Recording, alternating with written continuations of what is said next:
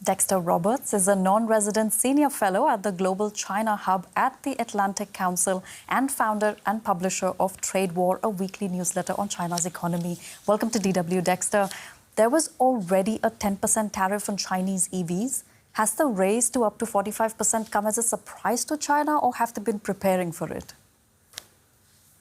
Well, I think they were hopeful that they could fight a rearguard action and actually stop the EU from raising tariffs. Obviously, they're already dealing with 100% tariffs in the US market and now also Canada. And the EU market is very important. We've seen the Chinese portion of the market share that they hold in the EV market in Europe has gone from something around 3% 3 years ago to about 20% now. So we did see, we saw high-level diplomacy, including Xi Jinping, the president of China, visiting France and Serbia and Hungary in May. The Commerce Minister Wang Wentao and the Foreign Minister Wang Yi also making trips. So a combination of high-level diplomacy by the Chinese, investment deals offered with some of the big Chinese EV companies planning to set up manufacturing in different European countries, and then also the threat, as you mentioned earlier, of trade retaliation, dairy, pork, and brandy, as well as cars potentially. So are there ways that China could actually evade these tariffs, as you mentioned, by setting up factories elsewhere? Absolutely. And the other thing to note about these EU tariffs is they've left open the possibility of future negotiation. Unlike in the US, unlike in Canada, that is still a possibility.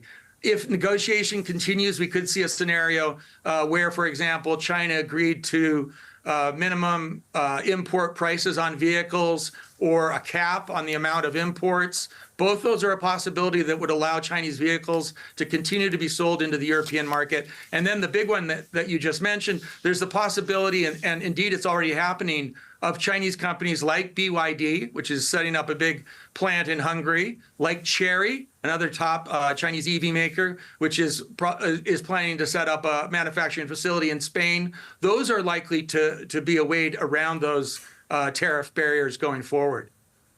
Now, Germany voted against the tariffs mainly because they make a large part of their car sales in China and are afraid of Beijing's retaliation. Are these concerns justified in your opinion? China is absolutely capable of taking using trade to punish countries when they feel that they inclined to do so. So China has a long record of, we saw it with Australia in recent years, where Australia got punished for asking for, this goes back a little ways, asking for an investigation into the origins of COVID.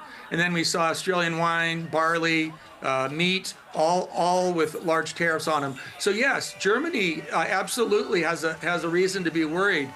For the big German automakers, for VW, Mercedes, BMW, they are deeply reliant on the China market. And they're struggling there, by the way, as the Chinese EV makers compete and grow very, very rapidly in the market in China as well.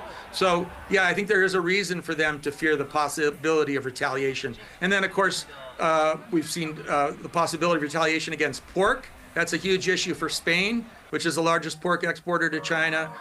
Dairy, a big issue for a lot of different countries, including Ireland, France, and others. And brandy, obviously a big issue for France. That's Dexter Roberts from the Atlantic Council. Thank you so much. Thank you.